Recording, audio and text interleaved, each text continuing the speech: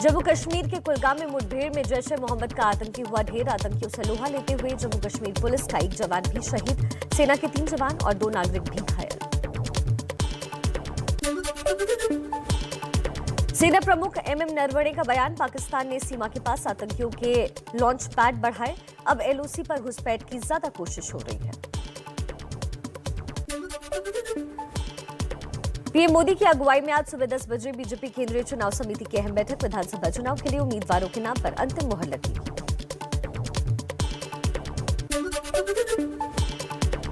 BJP केंद्रीय चुनाव समिति की बैठक में अमित शाह, सीएम योगी, सुनील बंसल, स्वतंत्र देव सिंह समेत तमाम नेता मौजूद रहेंगे। कोरोना संक्रमित जेपी नड्डा, राजनाथ सिंह, नितिन गडकरी और राधा मोहन सिंह वीडियो कॉन्फ्रेंसिंग के जरिए जुड़ेंगे। योगी आदित्यनाथ अयोध्या से लड़ेंगे चुनाव। सूत्रों के मुताबिक बीजेपी कोर ग्रुप की बैठक में फैसला, आधिकारिक ऐलान अभी बाकी। मथुरा सीट से श्रीकांत शर्मा को ही मिलेगा टिकट। पहले योगी के चुनाव लड़ने की लगाई जा रही थी अटकलें, लेकिन कुछ मौजूदा मंत्रियों की सीट बदली जा सकती है। यूपी में सीट बंटवारे को लेकर अमित शाह के साथ अनुप्रिया पटेल और आशीष पटेल की अहम बैठक। सूत्रों के मुताबिक सीटों पर अपना दल और निषाद पार्टी की सहमति बनी। स्वामी प्रसाद मौर्य के बाद यूपी के वन और पर्यावरण मंत्री दारा सिंह चौहान का इस्तीफा। अखिलेश यादव से मुलाकात हुई।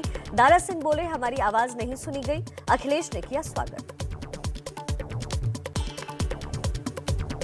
मैं लड़ता रहा और इसके बाद भी जब उनको न्याय नहीं मिल पाया, आहत होकर के मुझे फैसला लेना पड़ा। स्वामी साहब मौर्य जी साथ आए, हमें खुशी है। उनके साथ और साथी भी आए हैं। आज दारा सिंह चौहान जी भी समाजवादी पार्टी के साथ खड़े हो रहे हैं, तो मुझे खुशी है इस बात की।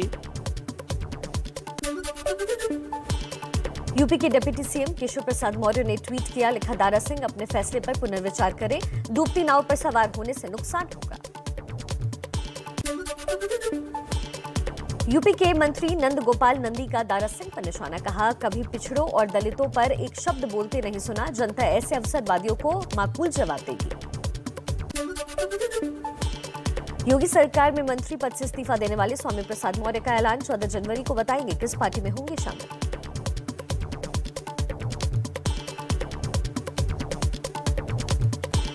जनवरी को आप उस दिन देखेंगे, जो भी ज्वाइन करेगा उसके चेहरे आपके सामने आएंगे। बीजेपी से बगावत करने वाले स्वामी प्रसाद मौर्य के खिलाफ कोर्ट से वारंट जारी। 7 साल पुराने विवादित बयान देने के केस में जारी हुआ वारंट। स्वामी प्रसाद मौर्य की पार्टी छोड़ने पर बीजेपी नेता रीता बहुगुणा जोशी बोली, पार्टी को स्वामी प्रसाद मौर्य को मनाना चाहिए।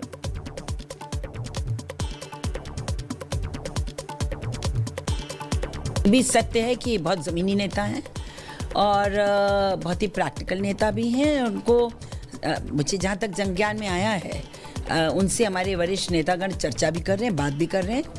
उनको रोकना चाहिए। एबीपी न्यूज सी वोटर के सर्वे में 40% लोगों की राय, मौर्य के जाने से असर पड़ेगा। 47% लोगों ने कहा, मौर्य के जाने से बीजेपी को कोई असर नहीं पड़ेगा। यूपी के भदोही से बीजेपी विधायक रविंद्रनाथ त्रिपाठी बोले, मेरे लेटर पैड का इस्तेमाल कर मेरे इस्तीफे की साजिश रची गई। मैं तो बीजेपी के साथ हूं। किसी बड़े नेताओं के हाथ के द्वारा ये साजिश के तहत हमारा लेटर पैड वायरल किया गया है, जो न तो हमारे द्वारा लिखा गया है और इसमें मैं मांग भी कर रहा हूं। अभी मैं एफआईआर दर्ज कराने जा रहा हूं।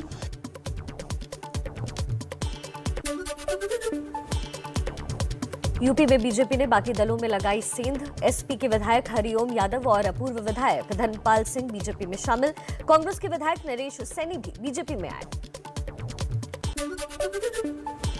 एसपी छोड़ने वाले हरिओम यादव मुलायम सिंह के रिश्तेदार हैं। हरिओम यादव की अखिलेश के चाचा रामगोपाल यादव के साथ बनती रही है।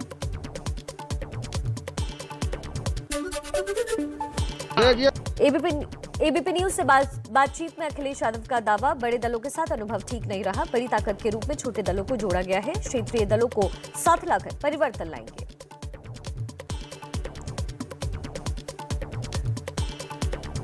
बड़े दलों के साथ जो अनुभव था वो ठीक नहीं रहा। परिणाम जैसे हम चाहते थे वैसे नहीं आए।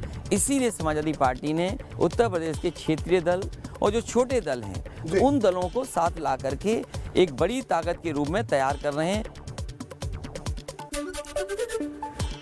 यूपी में सीट बंटवारे के लिए अखिलेश का फॉर्मूला, सहयोगी दलों के कई नेता एसपी के चुनाव चिन्ह पर लड़ेंगे। जयंत चौधरी की पार्टी को 26 से 30 तो ओम प्रकाश राजभर को मिल सकती है 8 से 10 सीटें। समाजवादी पार्टी एनसीपी के लिए बुलंदशहर में अनूप शहर और टीएमसी के लिए मिर्जापुर सीट छोड़ेगी। अनूप शहर से एनसीपी के के शर्मा और मिर्जापुर से टीएमसी के ललितेश पति त्रिपाठी लड़ेंगे चुनाव। कांग्रेस छोड़कर समाजवादी पार्टी में शामिल हुए इमरान मसूद लखनऊ में अखिलेश यादव से मुलाकात की।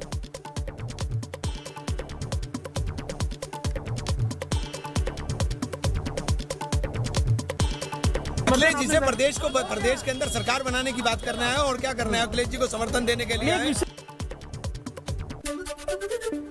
यूपी के चुनाव मैदान में उतरेगी शिवसेना, संजय राउत बोले 50 से 100 सीटों पर लड़ेगी शिवसेना, मतभेद भुलाकर सबको साथ आकर यूपी को बचाना चाहिए। चुनाव से पहले उत्तराखंड कांग्रेस में खटपट, कांग्रेस ने पूर्व प्रदेश अध्यक्ष किशोर उपाध्याय को पार्टी के सभी पदों से हटाया, पार्टी विरोधी गतिविधियों का आरोप लगा है। पंजाब कांग्रेस के अध्यक्ष नवजोत सिंह सिद्धू ने एबीपी न्यूज से बातचीत में कहा, सीएम बनना मेरे हाथ में नहीं, मुख्यमंत्री बनाना पार्टी आलाकमान और जनता के हाथ में, चुनाव चेहरे या मुद्दों पर लड़ा जाता है। प्रचार के लिए पंजाब में दिल्ली के मुख्यमंत्री अरविंद केजरीवाल बोले, पंजाब में आपके मुख्यमंत्री उम्मीदवार का ऐलान अगले हफ्ते करेंगे।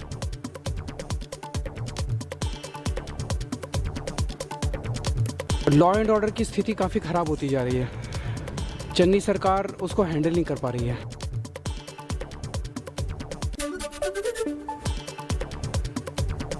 दिल्ली के सीएम अरविंद केजरीवाल के पंजाब दौरे का आज दूसरा दिन, मोहाली में प्रेस कॉन्फ्रेंस करेंगे।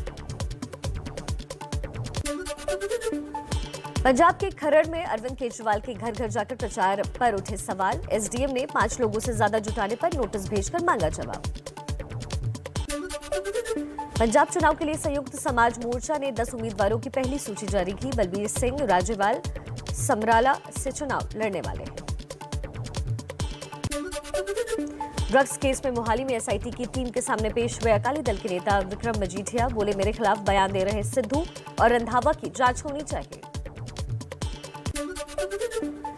यूपी में पहले और दूसरे चरण के विधानसभा चुनाव के लिए आज जारी हो सकती है समाजवादी पार्टी गठबंधन के उम्मीदवारों की लिस्ट, शाम तक लिस्ट आने की उम्मीद। पंजाब चुनाव के लिए उम्मीदवारों पर आज शाम कांग्रेस केंद्रीय चुनाव समिति की अहम बैठक, पहली लिस्ट पर मुहर लगने की उम्मीद। कांग्रेस में उत्तराखंड के उम्मीदवारों पर आज मंथन, चर्चा के लिए दिल्ली में सुबह 11 बजे कांग्रेस की स्क्रीनिंग कमेटी की अहम बैठक। पश्चिमी यूपी के किसानों को साधने में जुटी शिवसेना, पार्टी नेता संजय राउत आज दोपहर मुजफ्फरनगर में किसान नेता राकेश टिकैत से मुलाकात करेंगे। देश में कोरोना संकट पर पीएम मोदी का मंथन, आज शाम 4:30 बजे प्रधानमंत्री सभी मुख्यमंत्रियों के साथ कोरोना के हालात और नए वेरिएंट ओमिक्रॉन पर वर्चुअल समीक्षा बैठक करेंगे। प्रयागराज में 14 जनवरी से शुरू होने वाले माघ मेले पर आज इलाहाबाद हाईकोर्ट में सुनवाई, माघ मेले के आयोजन पर रोक लगाने की मांग। आज 2 लाख के पार जा सकता है कोरोना का आंकड़ा, कल एक दिन में तकरीबन 1,95,000 नए कोरोना संक्रमित पाए गए, 442 लोगों की मौत भी हुई। केंद्रीय स्वास्थ्य मंत्रालय ने कहा, जिन लोगों को कोरोना के लक्षण नहीं उनको टेस्ट कराने की जरूरत नहीं, घर में क्वारंटीन का समय भी अब 7 दिन। स्वास्थ्य मंत्रालय के मुताबिक पूरी दुनिया में ओमिक्रॉन से 115 लोगों की मौत, भारत में अब तक सिर्फ 1 मौत की पुष्टि। ओमिक्रॉन को लेकर नीति आयोग की चेतावनी, कहा ओमिक्रॉन के संक्रमण को न माने, सिर्फ सर्दी और जुकाम, इससे बड़ा नुकसान हो सकता है, सावधानी बरतें।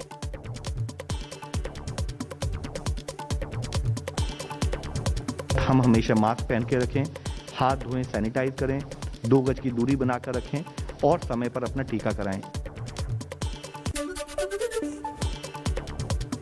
WHO के मुताबिक पिछले हफ्ते दुनिया भर में कोरोना संक्रमण के अब तक के सबसे ज्यादा 1.5 करोड़ केस दर्ज किए गए हैं।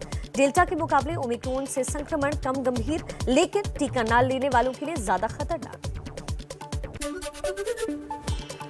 दिल्ली में लगातार बढ़ रही है कोरोना की रफ्तार। 24 घंटे में 27,561 नए केस सामने आए। 40 मरीजों की मौत हुई। दिल्ली के स्वास्थ्य मंत्री सत्येंद्र जैन ने की कम्युनिटी स्प्रेड घोषित करने की मांग। एक स्टेज के बाद जो भी संक्रामक बीमारी होती है, कम्युनिटी डिजीज होती है, फैलने वाली डिजीज होती हैं, जब वो फैलने चालू होते हैं तो उसको कम्युनिटी डिजीज डिक्लेयर कर देना चाहिए। दिल्ली में पुलिस वालों पर कोरोना की मार। पिछले 12 दिन में 1700 से ज्यादा पुलिसकर्मी संक्रमित पाए गए। पुलिस मुख्यालय में लगाई जा रही है बूस्टर डोज।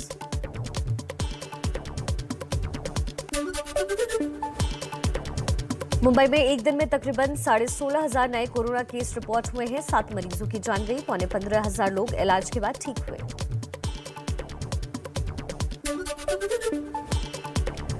मुंबई में घटते कोरोना के केस पर महाराष्ट्र कोविड टास्क फोर्स का दावा। मुंबई में कोरोना की तीसरी लहर खत्म होने की ओर। कोरोना की वैक्सीन बनाने वाली कंपनी भारत बायोटेक का दावा। कोवैक्सीन का बूस्टर ओमिक्रॉन और डेल्टा वेरिएंट पर कारगर है। पश्चिम बंगाल की सीएम ममता बनर्जी ने गंगा सागर मेले का उद्घाटन किया। बोली, कोविड प्रोटोकॉल का कड़ाई से पालन करें, जरूरत पड़ने पर पुलिस की मदद लें।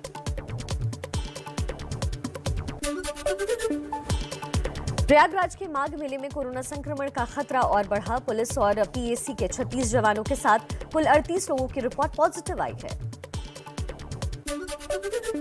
कोरोना संक्रमण के बाद अस्पताल में भर्ती लता मंगेशकर खतरे से बाहर, अब भी आईसीयू में है। डॉक्टरों के मुताबिक 10 से 12 दिन में निगरानी में रखी जाएंगी। लता मंगेशकर को निमोनिया हुआ था। पंजाब के पूर्व CM captain Amarinder Singh corona संक्रमित, उनमें हल्के लक्षण दिखे। नई पार्टी पंजाब लोक कांग्रेस बनाकर प्रचार कर रहे थे कैप्टन, तकरीबन 79 साल के। पीएम मोदी ने तमिलनाडु में 11 मेडिकल कॉलेज की शुरुआत की। कैंसर इंस्टीट्यूट के नए कैंपस का उद्घाटन भी किया। विवेकानंद की जयंती पर कांग्रेस नेता दिग्विजय सिंह का बयान। कहा, मेरी छवि हिंदू विरोधी बनाई जा रही है। ना हिंदू विरोधी था, न रहूंगा। विवेकानंद की तरह हर धर्म का सम्मान करता हूं।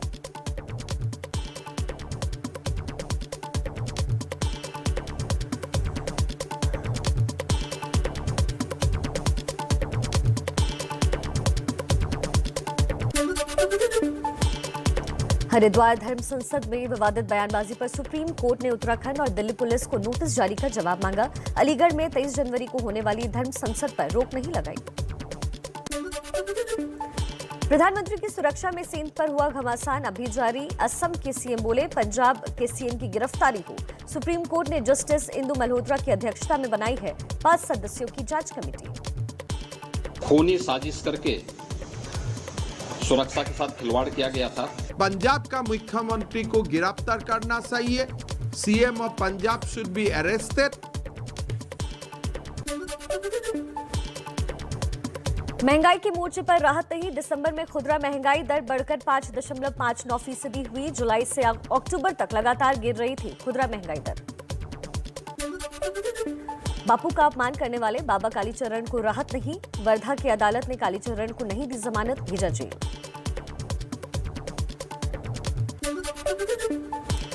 दिल्ली में प्रधानमंत्री रोजगार गारंटी योजना के नाम पर धोखाधड़ी का हुआ पर्दाफाश। 28 आरोपी गिरफ्तार किए गए। कर्ज दिलाने के नाम पर लोगों से करते थे ठगी।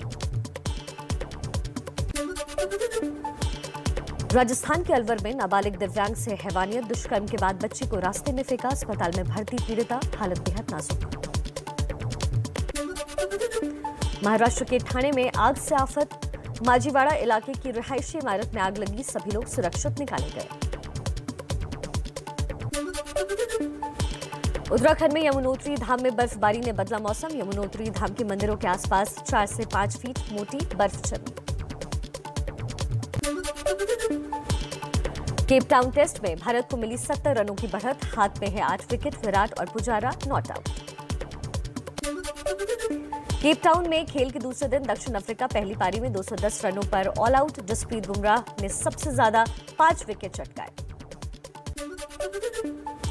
भारतीय गेंदबाज उमेश यादव और मोहम्मद शमी को 2-2 विकेट मिले। दक्षिण अफ्रीका के कीगन पीटरसन ने सबसे ज्यादा 72 रन बनाए। बेंगलुरु में प्रो कबड्डी लीग में हरियाणा स्टीलर्स और यूपी योद्धा के बीच बेहद रोमांचक मुकाबला 36-36 अंकों की बराबरी पर रहा मैच। इस ड्रॉ के बाद अंक तालिका में छठे स्थान पर है यूपी योद्धा। यूपी योद्धा का प्रमुख प्रायोजक एबीपी न्यूज है।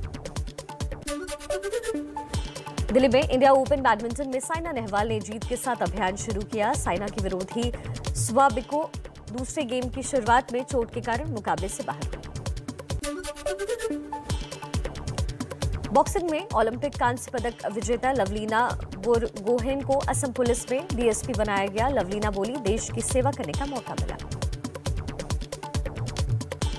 असम पुलिस में रह के मैं हमारा देश का सेवा भी कर सकती हूँ, लेकिन मेरा मेन एम होगा कि मैं स्पोर्ट्स में ही रहूँगी। स्पोर्ट्स में रहकर मेरा ड्यूटी होगा ट्रेनिंग करना, और ट्रेनिंग करके मेरा मेडल लाना ही मेरा ड्यूटी होगा।